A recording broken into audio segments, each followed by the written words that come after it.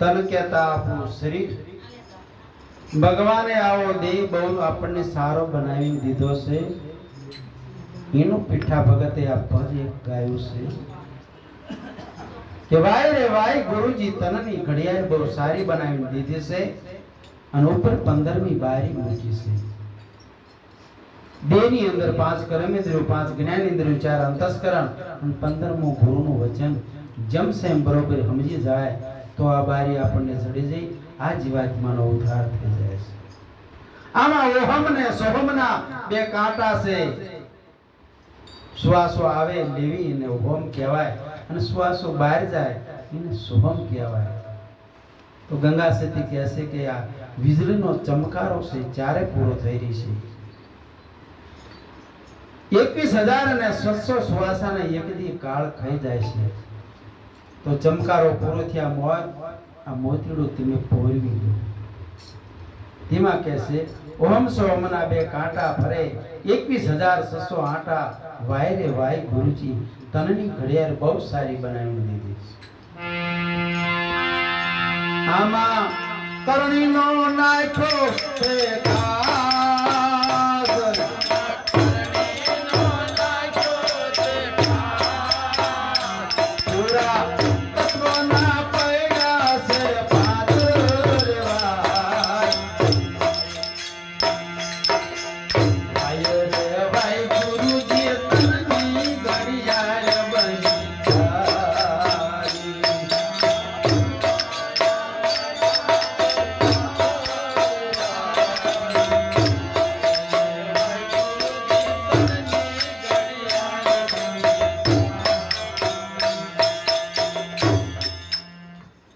કરણનો કાસ એટલે આપણો દેહ. જેવા જેવા કર્મ હતા તેવો આપણને આ દેહ પ્રાપ્ત થયો છે. જેવા જેવા કર્મ હતા એવા આપણને વૈભવ, સંપત્તિ, રાજ વૈભવ બધું આપણને મળ્યું છે. કર્મના સિદ્ધાંત સારા હોય તો સારું મળે, કુટુંબ પરિવાર સારો મળે, ભયું, મા બાપ, પુત્ર પુત્ર વધુ કર્મના સિદ્ધાંત પ્રમાણે બધું પ્રાપ્ત થાય છે. પછી કદાચ એવું હોય આપણા મોડા કર્મ હોય તો સુખ દુઃખ સહન કરી અને અત્યારે સારી પટ્ટી ઉતારી લો. આવું સંતો આપણને કહે છે. દાંત કાઢીને દિવસો ગુજારી નાખો. આમાં વચન રૂપી અસોડો મુકાયો.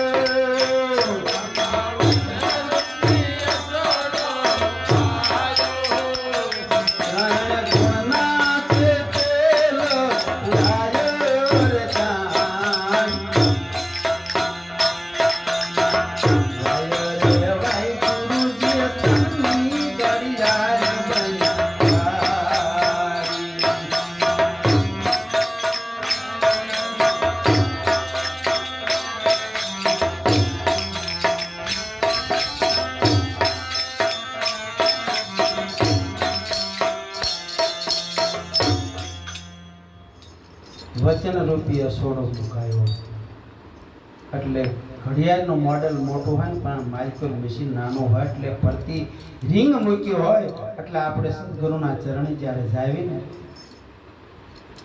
તારે કહેશે કે સોરી ન કરાય, જુગાર ન રમાય, માઉસ ન ખવાય, દારૂ ન પીવાય, પોતાની અસ્ત્રી બીજી મા બોન ને દીકરી સમાન, બેનું માટે ભાઈ બાપ ને દીકરા સમાન આવું આપણને વચનથી બાંધે છે, પ્રતિજ્ઞાઓ આપે છે. વચન રૂપી અસોડો મુકાયો, ત્રણ ગુણના તેલ પુરાય. આપણા દેહની અંદર રજોગુણ, તમોગુણ અને સત્વગુણ, જેમ બ્રહ્મા અને વિષ્ણુ અને મહેશ છે, એમ આપણા દેહની અંદર રજોગુણ, તમોગુણ અને સત્વગુણ. રજોગુણ આવે એટલે મોહ માયા અને સંપત્તિ વિચારવાનો આપણને ભાવ પ્રગટ થાય છે, અને તમોગુણ આવે એટલે કાળ ક્રોધ અને સત્સંગમાં ક્યારેક ધરી લેવી છે. તો ગંગા સેતી તો એવું કહેશે કે આ ત્રણેયથી પાર ઉતરવાનું છે. રજોગુણ તમોગુણનો હાર ન કરવો, સપને કરવીની આશ.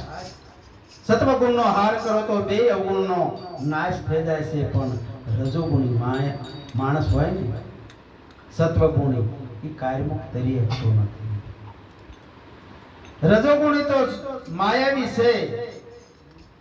કંચન તજવો શૈલ ઓર નારી કો નહીં, માન મોટપ ને ઈર્ષા, આ બહુ તજવી મુશ્કેલ છે.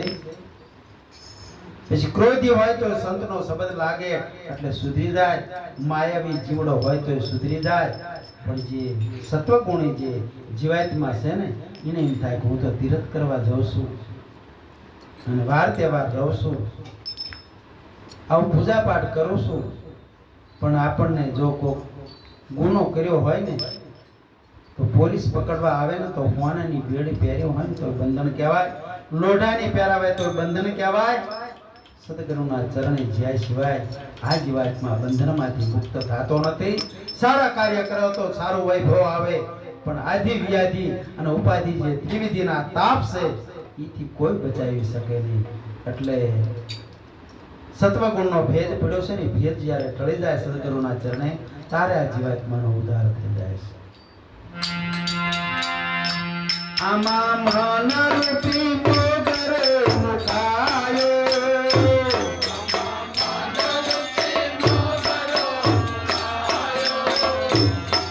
સત્સંગનો ચરણ ચડાવો રે ભાઈ. આયો રે ભાઈ ગુરુજી ની ઘડિયાળ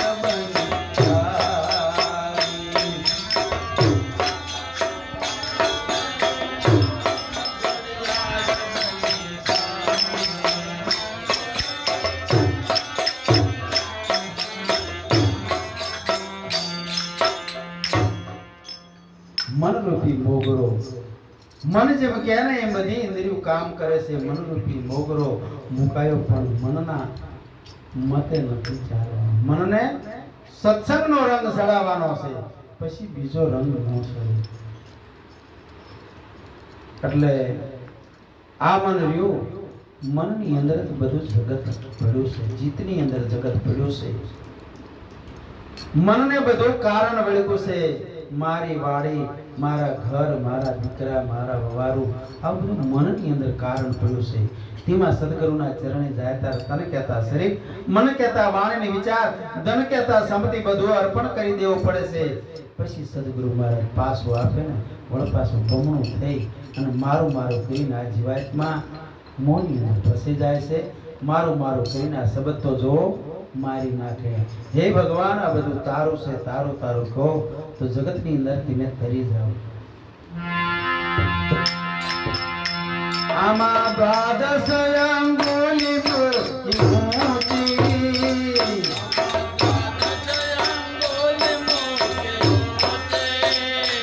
મારા સદગુરુના હાથ છે ઊંચી રવાય.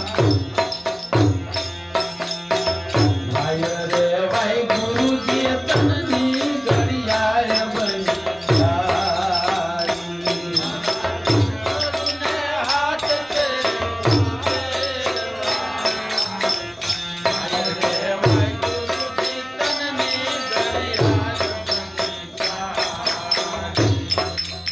अंगुली सत्य वस्तु जे अधर्मुखी से।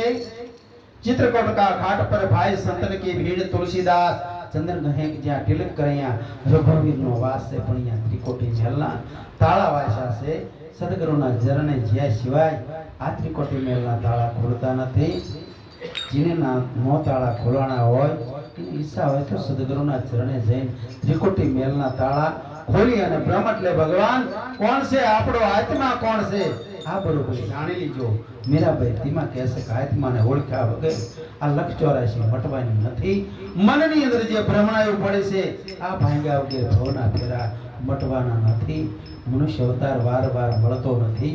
કૂતરા બિલાડામાં ભૂંડવનીમાં બીજા પશુમાં જીવાત્માને ન જવા દેવો હોય તો તમે તમારા આત્માને ઓળખી લીજો તો તમારા ભવના ફેરા મટી જાય છે. ભક્તનો બીજ બનાવી દીજો. ભક્ત બીજ પલટે નહીં, ઝુક જાય અનંત ઊંચ નીચ ઘીરે અવતરે, પણ આખર તમે કાયમ સંત રહેશો. આવું સંતોને ખબર છે 84 ની અંદર જેટલું દુઃખ છે તેમાં કહેશે કે તમે તમારા આત્માને ઓળખી લીજો.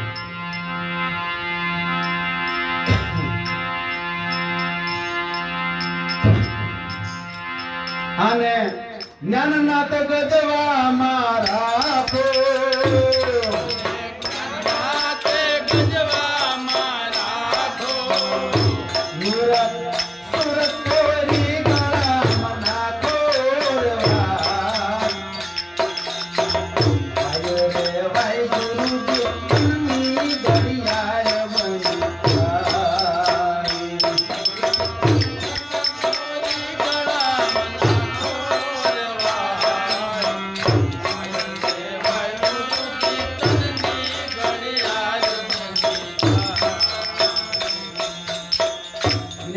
હૃદયની અંદર કોક સંતોના શબ્દો જો તમને સારા લાગે, આ જીવાત્માનો ઉદ્ધાર કરવો હોય તો સંતોના શબ્દ લઈ એવી રીતે તમે જીવન જીવતા શીખી જાજો. આને જ્ઞાનના ગજવામાં રાખો. અને નૃત અને સુરત, નૃત એટલે આંખોથી નિરખો તો સારું, નિરખો.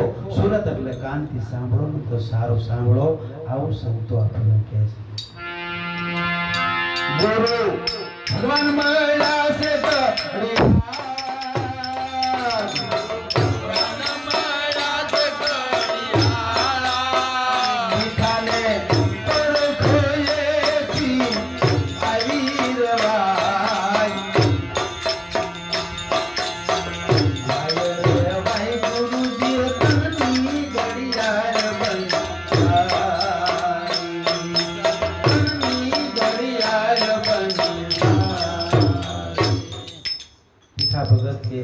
મને મારા ગુરુ એવા ભગવાન રોકા મળ્યા તે મને પરખ આપી દીધી.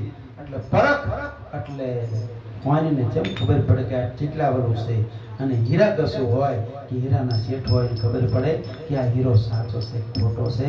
એવી પારખ જ સદગુરુના ચરણે લેવાની છે. એટલે ભગવાનનો પારખ પદ આપણને પરખી દેવાય છે. સદગુરુ મહારાજની જય.